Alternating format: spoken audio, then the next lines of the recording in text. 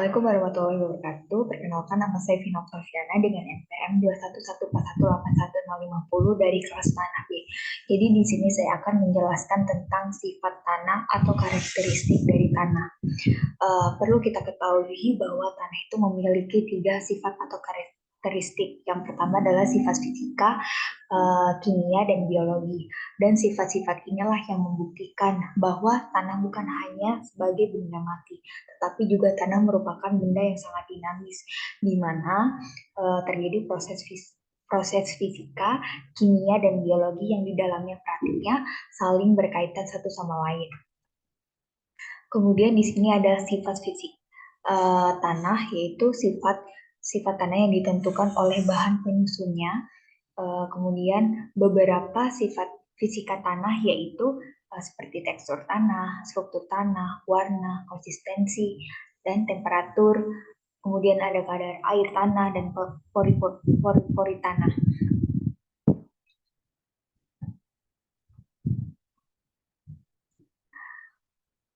Di sini ada tekstur tanah.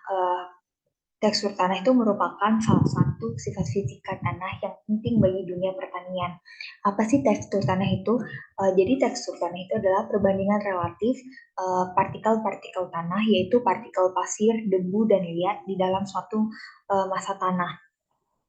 Jadi kalau kita melihat tanah atau sebongkah tanah, apabila kita analisa dan lakukan pemisahan, kita lakukan fraksinasi dalam laboratorium, maka akan terdiri dari partikel pasir, debu, dan liat dengan proporsinya masing-masing.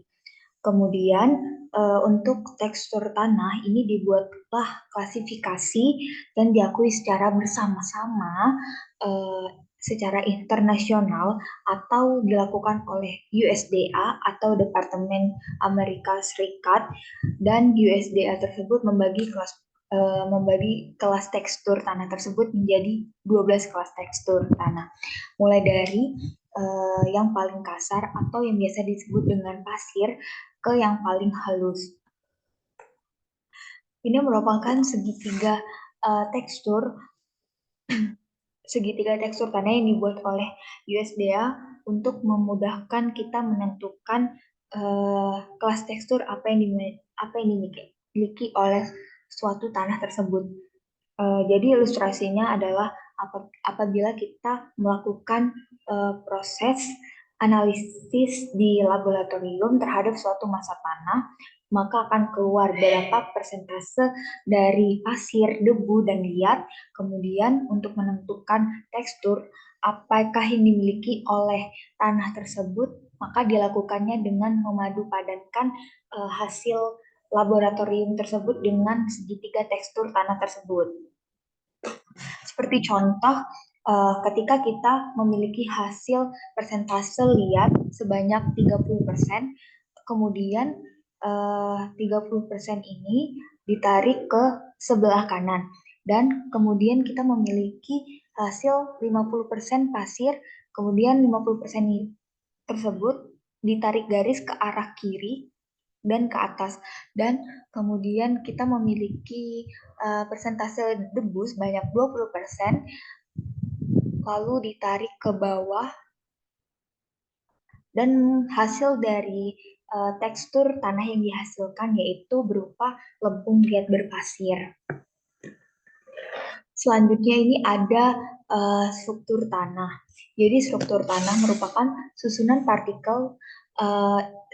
ikatan partikel tanah satu dengan yang lain membentuk agregat atau pad atau clot. Agregat dalam pad atau clot itu yang pertama adalah pad. Pad itu agregat yang terbentuk dengan sendirinya. Artinya pad tersebut terbentuk secara alamiah. Sedangkan clot itu agregat terbentuk karena pengolahan tanah. Yang artinya kalau kita melakukan pembajakan terhadap tanah sawah, maka akan membentuk clot atau agregat yang kita kenal sebagai bongkahan tanah atau agregat tanah yang terjadi tidak secara alamiah, tetapi adanya aktivitas pengolahan tanah.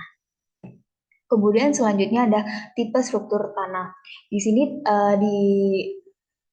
diterangkan bahwa adanya ilustrasi beberapa tipe struktur tanah.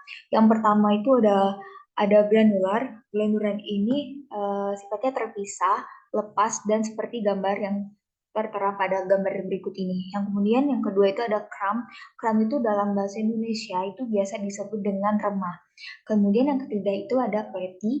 Pleti itu berbentuk seperti lempengan-lempengan yang berlapis-lapis. Kemudian ada prismatik. Prismatik ini berbentuknya seperti tiang. Kemudian ada masif atau padat.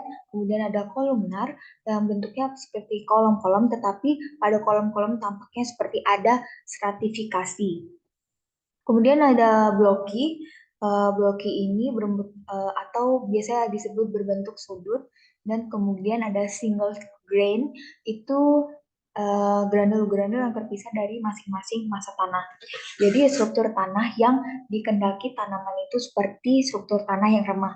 Kenapa? Karena perbandingan bahan padat dan bahan padat dan ruang pori itu kurang lebih seimbang.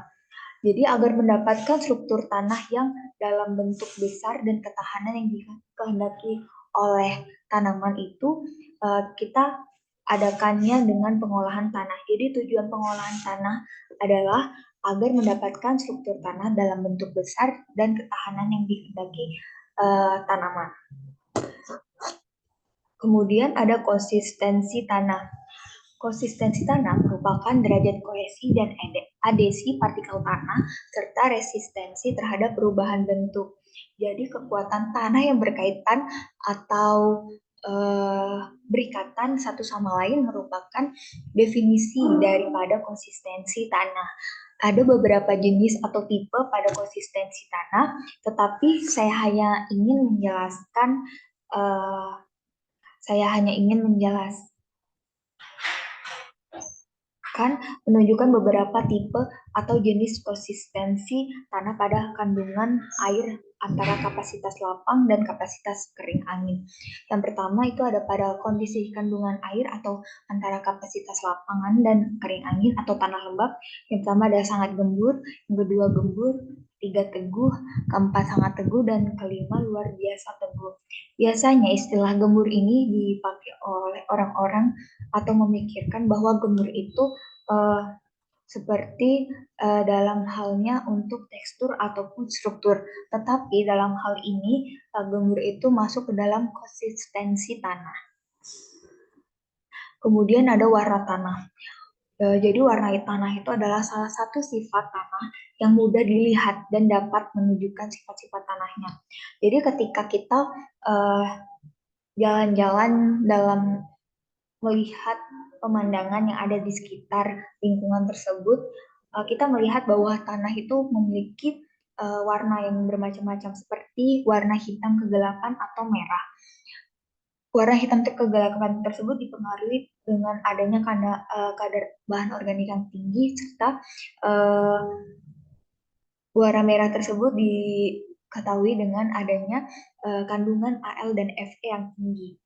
Kemudian faktor yang mempengaruhi seperti adanya kadar air tanah, kadar bahan organik, dan kadar dan jenis mineral tanah.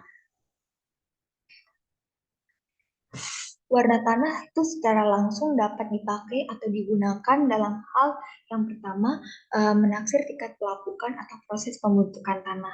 Yang kedua, menilai kandungan bahan organik. Jadi artinya bahwa kita bisa melihat dari bentuk warna tanahnya, kayak misal suatu warna tanah tersebut gelap, kita menandakan bahwa kandungan bahan organik yang sangat tinggi. Kemudian selanjutnya melihat adanya horizon pencucian dan horizon pengendapan. Karena adanya horizon pencucian, kemudian warna tanah tersebut menjadi warna merah sehingga mengandung Al dan Fe yang sangat tinggi. Kemudian warna tanah, penetapan warna tanah itu dengan buku Mansell Soil Color Chart. Di dalam buku Mansell Soil Color Chart itu dikenal dengan parameter warna. Yang pertama adalah hue. Hue itu warna utama tanah yang merajai atau cahaya yang terlihat, contohnya 5R, 7,5R, 10R, 2,5YR, dan 5YR sampai dengan seterusnya. Kemudian yang kedua adalah value. Value itu derajat terangnya warna atau kisaran dari putih 9 atau 10 ke hitam nilai 1 atau 0. Kemudian ada chroma. Chroma itu intensitas warna atau perubahan kemurnian warna dari kelabu, netral, atau putih. Kemudian cara menentukan warna tanah. Di sini dilampirkan ilustrasi bahwasannya ketika buku Muscle Color Chart itu dibuka akan menghasilkan tampilan seperti ini.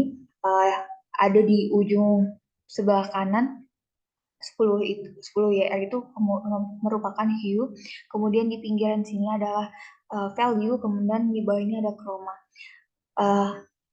Cara menentukan warna tanah, ambil sedikit tanah kemudian dicocokkan dengan buku Muscle Soil Color Chart. Apabila warna tanah tersebut telah sesuai, maka didefinisikan di sebelah buku tersebut dan dicocokkan kemudian akan menghasilkan warna tanah yang sesuai.